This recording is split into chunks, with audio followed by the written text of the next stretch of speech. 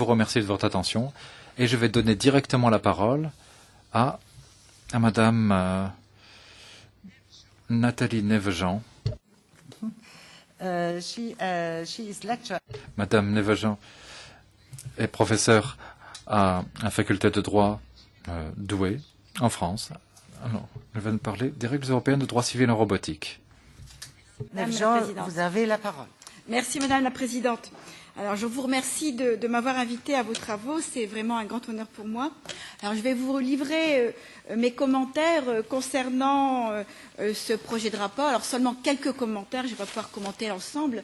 Tout d'abord, on va se demander si l'instrument législatif est déjà nécessaire en robotique. Donc, le paragraphe 25, malheureusement, qu'on voit très mal sur le PowerPoint, vient dire qu'effectivement l'instrument juridique législatif serait déjà nécessaire en robotique. Donc ici, la création d'un instrument est pertinente et justifiée dans les secteurs où le droit n'aurait pas de réponse juridique actuelle. Par exemple, en droit de la responsabilité, on constate effectivement un certain manque, un certain vide juridique. Donc effectivement, une intervention législative serait tout à fait intéressante. Toutefois, au regard de l'influence du déploiement des robots autonomes sur la société, ce sera surtout la place de l'homme face aux robots qui pourrait être profondément modifiée, engendrant une rupture entre les modèles sociétaux passés et futurs. Par conséquent, ce sont surtout les questionnements liés à l'éthique qui bouleverseront complètement la société. Donc, ces questionnements exigeront d'être analysés globalement afin de préserver un monde fondé sur des valeurs humanistes. Donc ici, on constate par rapport à ce paragraphe que le texte devra effectivement anticiper les progrès comme vous aviez expliqué, donc c'est tout à fait une bonne idée, et ce texte devra également être révisable régulièrement pour suivre les progrès des technologies. Alors nous nous attellerons ici dans ce travail à réfléchir d'une part ici sur les grands principes qui vont sous-tendre ce rapport et ensuite on réfléchira sur les questions éthiques. Alors d'abord les grands principes qui vont sous-tendre ce projet. Alors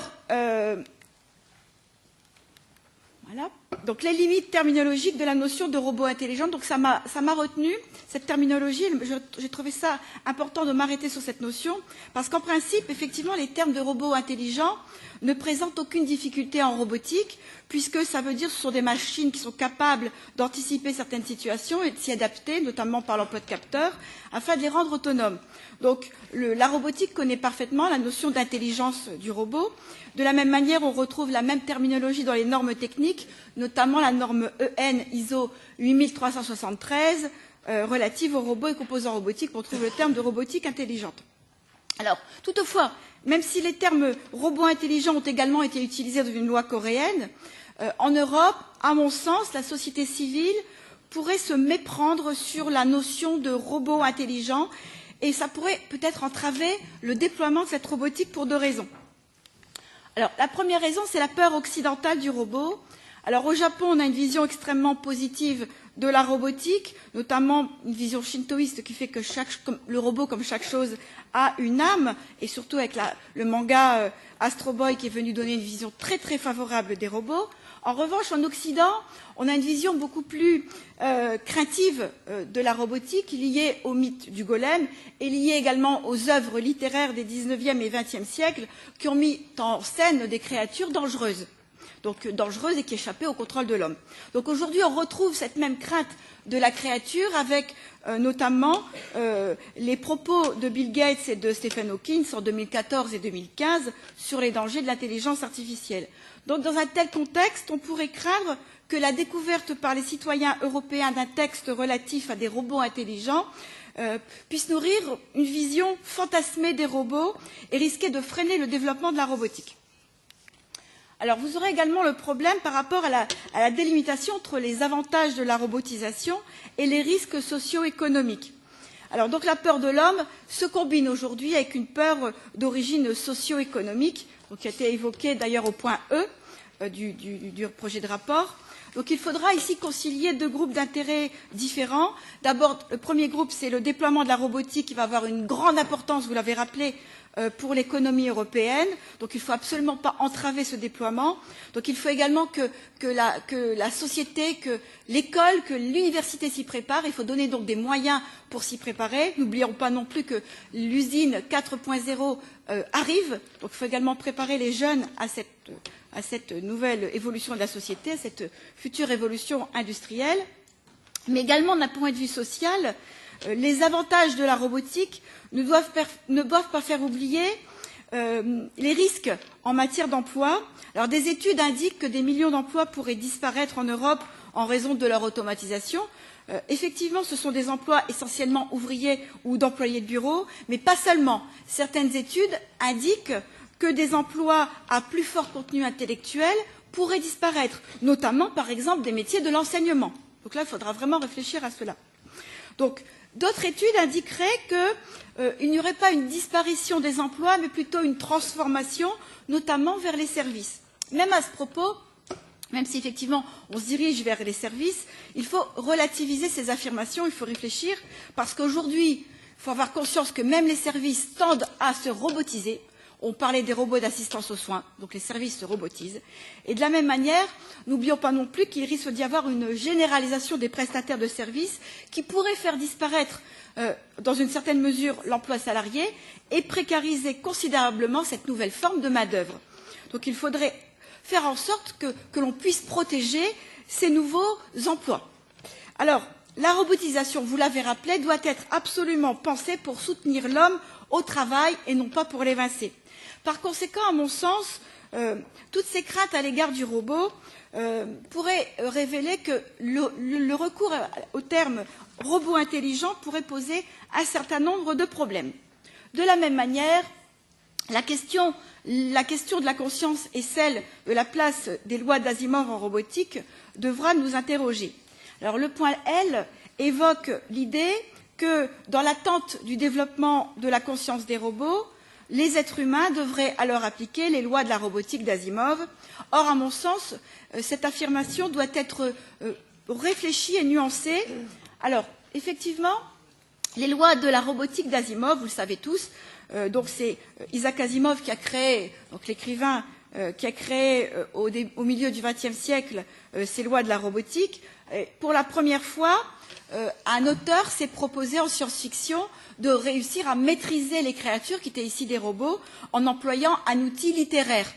Donc l'idée de cet outil littéraire, qui ne se voulait pas juridique du tout, mais qui voulait simplement avoir pour objectif de nouer des intrigues, donc qui étaient volontairement floues. Donc à mon sens, l'auteur, évidemment, n'avait pas souhaité ériger autre chose qu'un outil littéraire, de sorte que ces lois de la robotique, qui ne s'adressent qu'aux robots et en aucun cas aux concepteurs, aux utilisateurs et aux fabricants, n'ont pas, à mon sens, à s'appliquer ici dans ces circonstances. Donc elles ne sont pas destinées à l'homme. Enfin également, la conscience du robot pose un certain nombre de problèmes. La conscience du robot ne doit pas être envisagée d'une manière aussi sereine que ne fait le point L, parce que pourquoi, quel serait l'objectif de créer un robot conscient? Quelle serait l'utilité pour l'humanité? Effectivement, ça pourrait être un simple défi scientifique, un défi intellectuel, mais l'utilité pour l'humanité reste ici floue. Donc l'apparition d'une conscience pourrait faire, à mon sens, vaciller l'humanité. Le robot qui est par nature plus puissant, plus rapide, plus intelligent, entre guillemets, plus parfait, presque immortel, pourrait amener l'humanité à péricliter, voire à être anéantie en application de la loi naturelle qui veut qu'une espèce inférieure disparaisse au profit d'une espèce supérieure. Donc, à mon sens, ici, les recherches portant sur la conscience d'une machine, qui sont potentiellement dangereuses pour l'homme, devraient être strictement encadrées. Alors, quels seraient les dangers de la création d'une personnalité juridique du robot qui a été évoqué également, notamment au paragraphe 31 ? Alors, la question de la personnalité juridique du robot autonome doit être évacuée, à mon avis, des réflexions portant sur le droit civil de la robotique pour plusieurs raisons. Première raison, la question d'abord des personnalités morales. Donc la question de la personne morale révèle que le droit, c'est vrai, a déjà attribué à une entité non humaine une personnalité juridique. Pourtant, il faut se méfier de cette analogie simplificatrice, puisque la personnalité juridique de la personne morale n'est qu'une fiction juridique destinée à lui permettre d'agir dans l'espace juridique. Derrière la personne morale, vous avez toujours un être humain qui va la représenter. Or, en robotique, qui serait l'acteur juridique du robot? Est-ce que ça serait le robot lui-même? Mais comment une machine vide de toute conscience, de tout sentiment, de toute pensée, de toute volonté pourrait-elle devenir son propre acteur juridique? Donc, à mon sens, il convient ici de ne pas oublier qu'il existe d'autres moyens pour indemniser les dommages causés par les robots autonomes, et notamment la création d'une assurance adaptée à ces robots, éventuellement combinée avec un fonds de compensation. Alors, ceci nous amène à réfléchir sur l'attribution de la personnalité juridique et sur le danger de cette attribution. Alors, si on regarde simplement les droits que nous devrions, dans cette hypothèse, accorder aux robots, parce que qui dit attribuer une personnalité juridique dit obligatoirement lui attribuer des droits et des devoirs. Donc, quels pourraient être les droits à attribuer aux robots? Alors, imaginons des droits bien sûr aménagés. Ça pourrait être le droit à la vie, aménagé, donc le droit à la non-destruction. Ça pourrait être le droit à la dignité, le droit à l'égalité avec l'homme, le droit à la retraite, le droit au versement d'une rémunération. Ce droit a été d'ailleurs envisagé au paragraphe 31B de ce projet. Donc, par exemple, un robot de soins à la personne pourrait-il exiger un salaire avant de commencer à s'occuper d'une personne âgée? Par exemple encore, un robot en milieu hostile pourrait-il refuser tout simplement de s'exposer en danger parce qu'il risquerait d'être détruit? On voit bien qu'ici, il y a quelque chose un non-sens, quelque chose de pas logique. Donc finalement, à quoi serviraient de tels robots? Pourquoi même les acheter? L'attribution de droits et de devoirs à des robots serait potentiellement destructeur de ce secteur émergent de la robotique. Donc il faudrait, à mon sens, éviter ce recours. Alors, en réalité, les partisans de la personnalité juridique du robot ont une vision fantasmée de la robotique, bien souvent, qui est assimilée, ces robots sont assimilés à des robots humanoïdes presque humains. Alors qu'en réalité, on constate que les robots autonomes peuvent avoir des formes absolument variées, comme vous voyez ici sur le PowerPoint. Donc le danger ne vient pas simplement du fait d'accorder des droits et des obligations à un simple outil, mais surtout, à mon sens, de ravaler l'homme au rang de simple machine. Les robots doivent être placés au service de l'humanité et ne sauraient avoir d'autre place, sauf à verser dans la science-fiction. Alors, la responsabilité des dommages causés par un robot autonome. Alors, pour aller rapidement sur le point S, donc le point S en résumé indique qu'il faudrait adopter de nouvelles règles pour imputer au robot ses actes et ses inactions.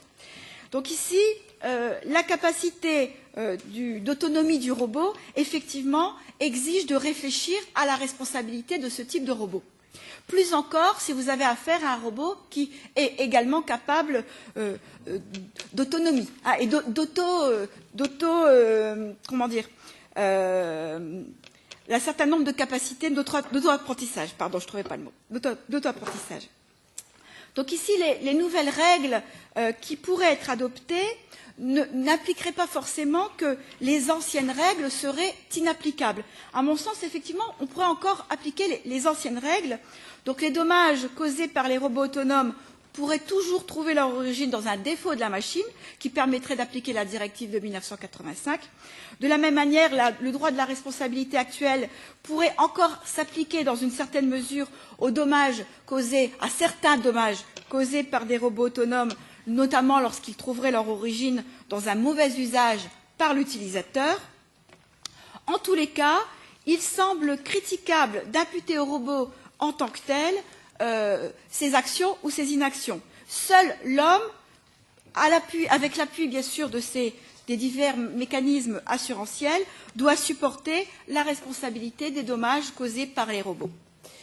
Alors, quelques mots sur les dispositions des paragraphes 27 et 28, sachant qu'ici, faute de temps, on ne s'attachera qu'à l'examen très rapide, superficiel du paragraphe 28, qui offre une méthode pour évaluer la responsabilité de chacune des parties. Cette méthode est très intéressante. Toutefois, il faudra faire en sorte qu'elle soit un peu plus claire pour les tribunaux, puisqu'elle introduit des distinctions qui pourront être difficiles à mettre en œuvre. Donc il faudra aussi également ne pas oublier de prendre en compte les différentes hypothèses qui pourraient se présenter. Par exemple, la location du robot, qui méritera également d'être réfléchie de ce point de vue-là. Les robots commerciaux, aujourd'hui, commencent à être loués. Ainsi donc, l'instauration d'un régime de responsabilité spécifique pour les robots autonomes, qui coexisterait avec un régime classique applicable à tous les autres robots, pourrait poser cependant de graves difficultés. En effet, en cas de dommage, les parties pourraient tenter de bénéficier du régime le plus favorable, d'un régime plutôt que d'un autre. Donc les tribunaux seraient alors contraints, au cas par cas, d'analyser quelles seraient les caractéristiques du robot en litige, afin de vérifier s'il répondrait à la définition des robots autonomes ou non, auquel cas appliquer ou non le nouveau texte. Donc les procès risqueraient de se rallonger et de coûter beaucoup plus cher, exigeant ainsi de nombreuses expertises. Passons maintenant à l'examen des aspects éthiques en robotique. Alors, ces aspects éthiques en robotique ont été évoqués à de multiples reprises dans ce projet de rapport qui présente un grand nombre de choses très intéressantes que nous n'aurons pas le temps de développer ici. Donc le paragraphe 6, par exemple, indique qu'au regard ici de l'influence de l'évolution des robots, il faut donc réfléchir dès à présent aux règles éthiques qui seront applicables. Donc effectivement, c'est très important. Alors vous avez l'éthique de la robotique, qui est une forme d'éthique appliquée à la robotique. Alors on l'appelle également, pour certains chercheurs, la roboéthique, depuis les travaux de 2002 du réseau européen de la recherche en robotique. Donc, cette forme d'éthique est appliquée à l'homme, c'est-à-dire donc aux concepteurs, aux fabricants et aux utilisateurs des robots. Il faut distinguer cette éthique de la robotique de l'éthique du robot. Donc cette éthique du robot va s'imposer aux robots eux-mêmes. Par conséquent, donc ici, ce sont les robots qui vont être amenés à respecter des règles éthiques. Donc pour le moment, c'est à l'état surtout de concepts théoriques. Alors quels seraient ici les grands principes roboéthiques, pour prendre le terme d'éthique de la robotique, roboéthique, à instaurer pour protéger l'homme face aux robots? Donc à mon sens, d'un point de vue éthique, il conviendrait d'ériger un certain nombre de grands principes fondamentaux en robotique pour protéger l'homme. Alors je vais vous donner quelques exemples. Tout d'abord, le principe roboéthique de la protection de l'homme contre les atteintes causées par un robot. Donc par exemple, les risques de blessures pour l'homme. Donc ici, le droit actuel est déjà assez efficace pour protéger l'homme contre ce type de blessures, notamment dans la Charte des droits fondamentaux. Vous avez une autre idée, le principe roboéthique du respect du refus de prise en charge par un robot. Donc il s'agit ici des hypothèses en dehors de toute atteinte à la personne, atteinte physique à la personne. Donc la personne serait en état de mal-être, elle se sentirait réduite à l'état de choses. Donc comment protéger cette personne? Le droit aujourd'hui protège déjà ce type de situation, bien que ce ne soit pas en robotique, sous le fondement de dignité humaine. Donc on pourrait également s'en sortir avec des concepts qui existent déjà. Le principe roboéthique de la protection de la liberté de la personne face au robot. Donc par exemple, un robot pourrait-il interdire un comportement dangereux à une personne? La liberté est protégée en droit, la Charte des droits fondamentaux vient protéger la liberté, on ne va pas revenir sur cette notion. Ici, le robot pourrait imposer ou interdire un comportement à une personne. Donc on irait plus loin que les textes déjà existants. Dans des cas exceptionnels, donc on devrait interdire à un robot ici de pouvoir imposer son point de vue, sauf si des tiers pouvaient être concernés, pouvaient être mis en danger par le robot. Le principe roboéthique de la protection de l'homme contre les atteintes à la vie privée. La vie privée est également protégée en droit. Alors ici en robotique, la vie privée présentera d'autres failles, d'autres risques. Alors par exemple, si je prends qu'un seul exemple, en robotique d'assistance aux soins, la personne qui va consentir à une atteinte à la vie privée, ça risque d'être la personne qui va avoir fait l'acquisition, l'achat du robot. Donc par exemple la famille. Alors que la personne qui va être destinataire du robot pourrait ne pas avoir consenti à une telle atteinte. Donc il faut mettre en place des mécanismes destinés à protéger la vie privée de la personne destinataire finale de ce robot. Le principe roboéthique de la maîtrise des données à caractère personnel exploitées par un robot. Donc là, vous avez le règlement européen de 2016 qui vient parfaitement s'appliquer à ce type de situation, sauf que ce texte, bien sûr, ne serait pas forcément adapté à la totalité des questions qui pourraient intervenir en robotique autonome, notamment, par exemple, la communication entre les robots de données imperceptibles par l'homme, par exemple également le fait que la robotique autonome pourrait présenter de grands risques en matière de données pour les salariés, ou encore, par exemple, pour les robots de soins personnels. Le principe roboéthique de la protection de l'homme contre les risques d'instrumentalisation par le robot. Donc ici, on réfléchit sur la robotique émotionnelle qui a pour objet de faciliter l'interaction entre l'homme et la machine, mais les émotions qui sont affichées par le robot sont bien sûr entièrement simulées actuellement. Donc le risque est que l'homme développe avec la machine des liens identiques qu'avec un autre être humain. Il faut ici impérativement mettre en place de nouvelles règles, puisque l'homme risque d'être instrumentalisé. Donc actuellement, nous n'avons aucun dispositif législatif en la matière. Donc l'homme risque d'être instrumentalisé. Ça pourrait être l'exemple d'une information complète de l'acquéreur d'un robot. Le principe roboéthique imposant d'éviter la rupture du lien social en présence d'un robot. Donc ici, il y aurait plein de choses à dire. Les robots, c'est vrai, constitueront un remède contre les problèmes liés, par exemple, au vieillissement ou au handicap. Donc les robots d'assistance aux soins rempliront ce type de fonction. Donc les personnes pourront rester chez elles coûteront moins cher aux systèmes sociaux. Mais des questions inédites pourraient se présenter. Par exemple, la présence de la machine risquerait de devenir la norme, tandis que celle humaine, l'exception. Donc se poserait la question de l'isolement social. Il faudrait instituer un principe qui permette d'éviter d'interdire la rupture du lien social en raison de la présence d'un robot, en interdisant que la machine puisse se substituer à toute présence humaine. Le principe roboéthique de l'égalité d'accès au progrès de la robotique, donc ce principe serait destiné à éviter une fracture robotique. Donc cette fracture pourrait bien sûr exister au niveau des utilisateurs, au niveau des professionnels, donc l'industrie ou pour l'acquisition de robots qui coûtent cher avec des aides adaptées, mais surtout on pourrait la rencontrer avec la robotique destinée aux personnes privées. Donc l'Europe repose sur des valeurs de solidarité, d'égalité et d'équité, donc qui pourraient ici justifier cette égalité d'accès aux robots, mais il faudrait tout de même réfléchir au coût de la robotique dans certains secteurs, notamment la robotique d'assistance aux personnes ou la robotique chirurgicale, ou encore l'exemple, bien que ce ne soit pas des robots autonomes, les prothèses robotisées. Et enfin, le principe roboéthique de la restriction de l'accès de l'homme aux technologies augmentatives.